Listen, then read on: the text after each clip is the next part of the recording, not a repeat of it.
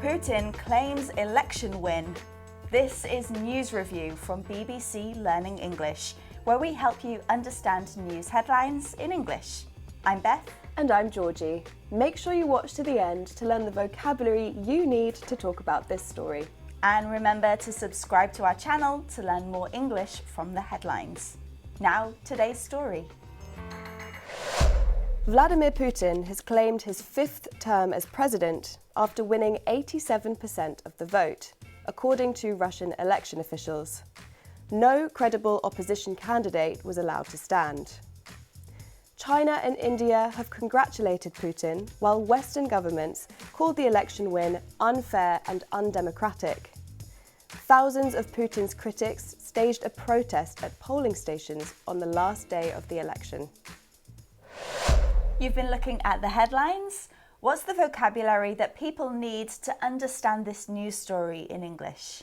We have landslide, outfox, and sham. This is News Review from BBC Learning English.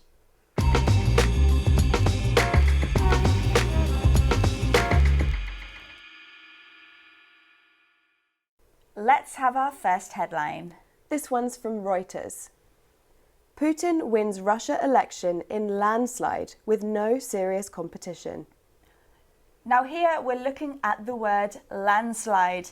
Putin has won the election in a landslide.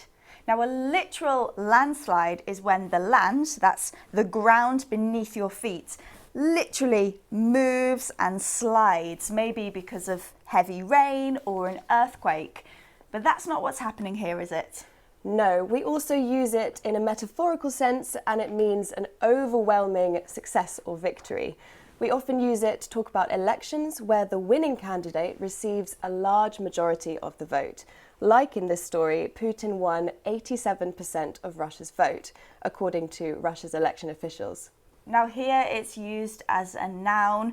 Putin wins in a landslide.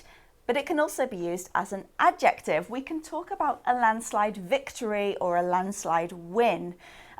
But they are both political. Can we use this word outside of politics? Yes, another use is to talk about sports victories. So you could say that a basketball team secured a landslide victory after defeating all the other teams. Okay, let's look at that again.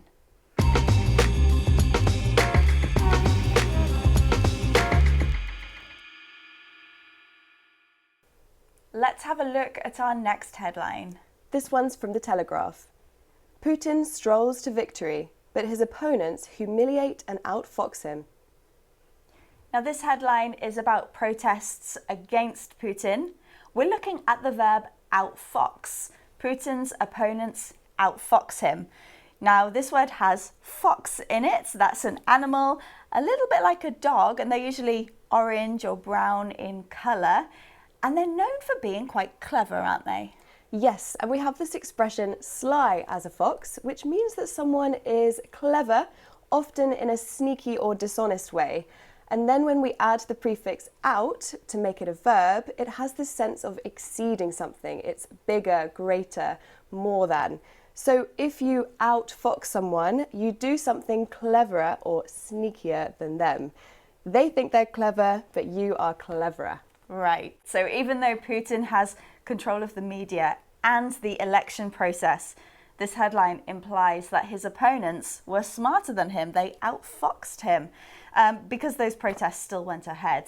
Now, Georgie, can we hear some more verbs that have that prefix out? Yes, so if a child outgrows their clothes, they grow beyond the size of their clothes. They become too big for them. It's a sad fact, Beth, that we often outlive our pets. We live longer than them. We do. Okay, let's look at that again.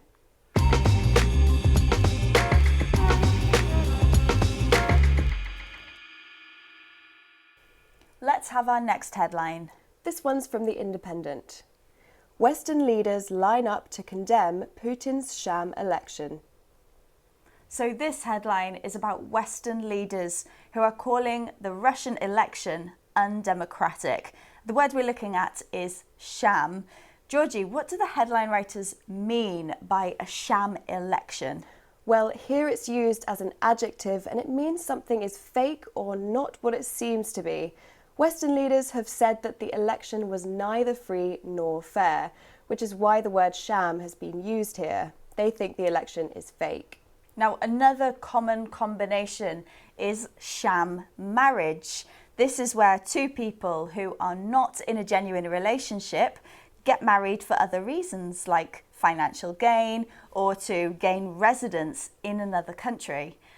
They are both as an adjective though, sham election and sham marriage. Are there any other uses? Yes, we can also use it as a noun. So Western leaders might say that Putin's election was a sham.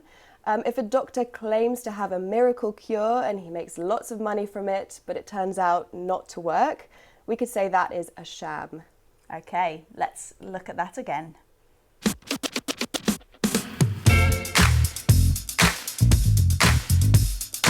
We've had landslide, an overwhelming victory or success. Outfox, act more cleverly than someone. And sham, fake. Now, if you're interested in learning more about the language of politics, click here. And don't forget to click here to subscribe to our channel so you never miss another video. Thanks for joining us. Bye. Bye.